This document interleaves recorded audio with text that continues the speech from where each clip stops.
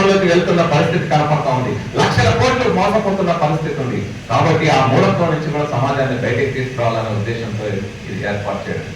అంతేకాదు, మూడో లక్ష్యం, ఇంకొక లక్ష్యం ఏంటంటే, మన ఉపాధ్యాయుల్లో చదువుకున్నాం, బయటకు వచ్చిన పాఠాలు చెప్తున్నాం. ఈ పాఠం చెప్పడం అనేది ఒక మొనాటస్ వర్క్ గా రొటీన్ గా తయారైపోయింది. దీన్ని ఎట్లా బ్రేక్ చేయాలి? మనలో ఉండే ప్రతిభా సామర్థ్యాలు, మీ డాన్స్ చేసే సామర్థ్యం, మీ పాట పాడే సామర్థ్యం, మీరు ఒక సెమినార్ లో ప్రజెంట్ చేయగలిగే మీ సామర్థ్యం, ఒక ఇన్నోవేటివ్ సైంటిఫిక్ మోడల్ తయారు చేసి విద్యార్థుల్లో కూడా నేనంటూ ఒక కొత్త దాన్ని తయారు చేయాలని ఒక తపన క్రియేట్ చేయగలిగే విధంగా ఆ రకమైన ప్రతిభా సామర్థ్యాలతో కూడిన కొత్త కొత్త సావిత్రిబాయిల్ని, కొత్త కొత్త మేడమ్ క్యూరీల్ని, కొత్త కొత్త రోజలిన్ ఫ్రాంక్లిన్ని, కొత్త కొత్త అన్నామణిల్ని, కొత్త కొత్త సైంటిస్టులని తయారు చేయాలనే ఉద్దేశంతో, వైజ్ఞానిక టీచర్లను తయారు చేయాలనే ఉద్దేశంతో, సైన్స్ పరంగా సైన్స్ టీచర్లు కేవలం సైన్స్ టీచర్లు మాత్రమే లేకపోతే లాంగ్వేజ్ వాళ్ళకి సైన్స్ సంబంధం, సోషల్ స్టడీస్, ప్రతి ఒక్క మనిషి జీవితంతో ముడిపడిన ఉన్న సైన్స్. కాబట్టి ఈ వైజ్ఞానిక ఆలోచనలు అందరిలో ఉండాలి, అది తమ ప్రతిభా సామర్థ్యాన్ని వెలుగుచ్చడంలో ఉండాలనే ఉద్దేశంతో ఈ లక్ష్యాలతో ఈ టెస్ట్ నిర్వహిస్తాము. ఇవే కాదు, విజ్ఞాన దర్శన అనేక కార్యక్రమాలు నిర్వహించింది. కరోనా లాక్డౌన్ లో ప్రతి ఒక్కరూ భయపడుకుంటూ ఇంట్లో పడుకున్న టైంలో మొట్టమొదటి లాక్డౌన్ లో మొదటి రోజే బయటకు వచ్చి 10 కమ్యూనిటీ కిచెన్లు ఏర్పాటు చేసి రోజుకు 1400 మందికి భోజనాలు, పోషకాహారాన్ని ఏర్పాటు చేసి ఒక 40 రోజుల పాటు నిర్వహించింది. కరోనా హెల్ప్ లైన్స్ నిర్వహించాం. పోషకాహార కిట్ ఇళ్లలో పేషెంట్ గా ఉండి ఐసోలేషన్ లో ఇంట్లో ఉన్న వాళ్ళకి పోషకాహార కిట్లు పేదలకు అందించాం. 25 గ్రామాల్లో హెల్త్ టీమ్స్ ఏర్పాటు చేసి ఆరోగ్య రంగానికి సంబంధించిన అంశాలను నిర్వహించాం. సైంటిఫిక్ ఫండ్ టుగెదర్ పేరుతో మన ఏదో వనవాసాలు ఇంకోటి అట్లా కాకుండా ఒక పార్క్ వెళ్ళి కూర్చొని అక్కడ సైన్స్ అంశాలతో, ఏ ఆటపాటలు సినిమా పాటలు కాకుండా సైన్స్ అంశాలతో మన జీవితంలో ఒక ఆనందమైన జీవితాన్ని ఏ విధంగా చూడొచ్చు అనే దాన్ని చేశాం. సైన్స్ వాయిస్ పేరుతో, విజ్ఞాన యానం పేరుతో ఈ తెలంగాణలోని 22 జిల్లాల్లో గత ఫిబ్రవరి నెలలో 22 జిల్లాల్లో 50 విద్యా సంస్థల్లో వైజ్ఞానిక ఆలోచన పెంపొందించే కార్యక్రమాలు నిర్వహించాం. ఆదివాసీ వైజ్ఞానిక యాత్ర పేరుతో ఆదివాసీ ప్రాంతాల్లోకి వెళ్లి మన పౌరభీ వాసుబాబాద్ జిల్లాలో, ఇతర జిల్లాలో కార్యక్రమాలు నిర్వహించాం.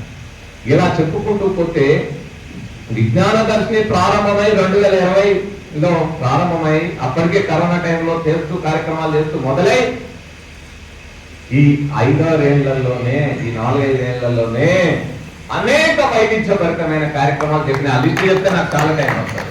కానీ వాటన్నింటి ఒక ముఖ్యమైన అంశాన్ని కొన్నింటిని మాత్రమే నేను ముందుకు అడిగాను.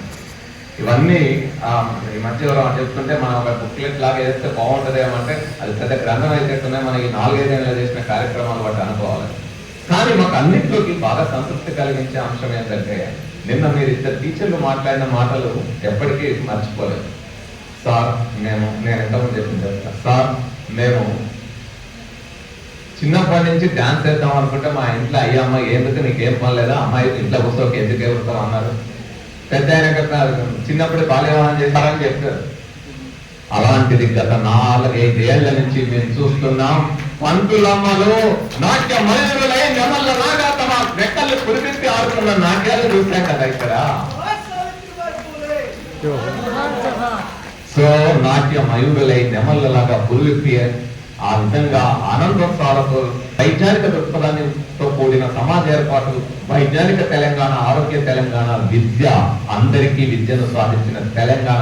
మొట్టమొదటి కేరళ సాధించిందట టోటల్ లిటరేట్ స్టేట్, ఇంకా తర్వాత వేరే స్టేట్ సాధించలేదు. 2వ టోటల్ లిటరేట్ స్టేట్ గా ఈ దేశంలో తెలంగాణ రావాలి. అందుకోసం అందరం కృషి చేద్దాం.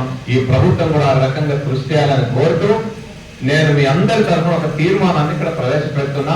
మీరు అందరు అంగీకరిస్తారని అనుకుంటున్నా. అదేమిటంటే, చరిత్రలో మొట్టమొదటిసారి తొలి పంతులమ్మ అనేక అవమానాలను ఎదుర్కొని, అనేక కష్టాలు భరించి ఆడవాళ్ళు వంటింటికి పరిమితమై ఉండాలి, వంటింటి కుందేలాగా మారాలి, అక్కడే ఉండాలి, బట్టలు ఉతకాలి, లేకపోతే వంట చేయాలి, ఇంకే పనులు చేయడానికి లేదు అన్న తరుణంలో ఆడవాళ్ళ జీవితాలు చదువుల ద్వారానే మారుతాయని ముందుకొచ్చిన సావిత్రిబాయి పూలే జన్మదినాన్ని, ఆ జయంత్యుత్సవాన్ని అధికారికంగా జరపాలని మనం కోరినప్పుడు, ఎందుకంటే చదువు ఎంత ఇంపార్టెన్స్ అంటే మిత్రులారా, ఆడవాళ్ళ చదువు గురించి మాట్లాడినప్పుడు ఒక అంశం నేను చెప్పదలుచుకున్నాను.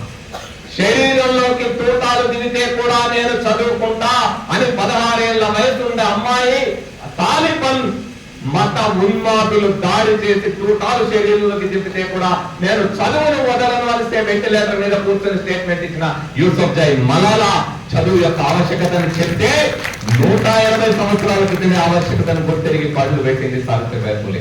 ఆ సావిత్రిబాయి పూలే జన్మదినోత్సవాన్ని అధికారికంగా ఉమెన్స్ టీచర్స్ డేగా ప్రకటించిన మన తెలంగాణ ప్రభుత్వాన్ని అభినందిస్తూ ధన్యవాదాలు తెలియజేస్తూ ఈ ఉమెన్స్ టీచర్స్ ఫెస్ట్ విజ్ఞాన దర్శి ఉమెన్స్ టీచర్స్ ఫెస్ట్ తీర్మానం చేస్తా ఉన్నది. ఈ తీర్మానాన్ని మనం మీ అందరి తరఫున రాసి మళ్ళా ప్రభుత్వానికి అందజేస్తాం. సో మీరందరూ అంగీకరిస్తున్నారా? ఎవరికైనా భిన్నాభిప్రాయం? సో మీ అందరి తరఫున ప్రభుత్వానికి ఉన్నారుగా కాంగ్రెస్ అధికార ప్రతినిధి మన దయాకర్ భాయ్ అందజేస్తారు. సో ముఖ్యంగా మన ముఖ్యమంత్రి రేవంత్ రెడ్డి గారు చెప్పిన వెంటనే వాళ్ళని కూర్చోబెట్టి మాట్లాడి అంగీకరింపజేసినందుకు ముందుకు తీసుకెళ్లిన మంత్రి సీతక్క గారికి, ఈ కృషిలో మనకు సహకరించిన దయాకర్ గారికి నా తరఫున మన రిసెప్షన్ కమిటీ చైర్పర్సన్ నాగమణి గారి తరఫున ధన్యవాదాలు తెలియజేస్తున్నా. సో మిత్రులారా, థ్యాంక్ యూ. ఎక్కువ మాట్లాడితే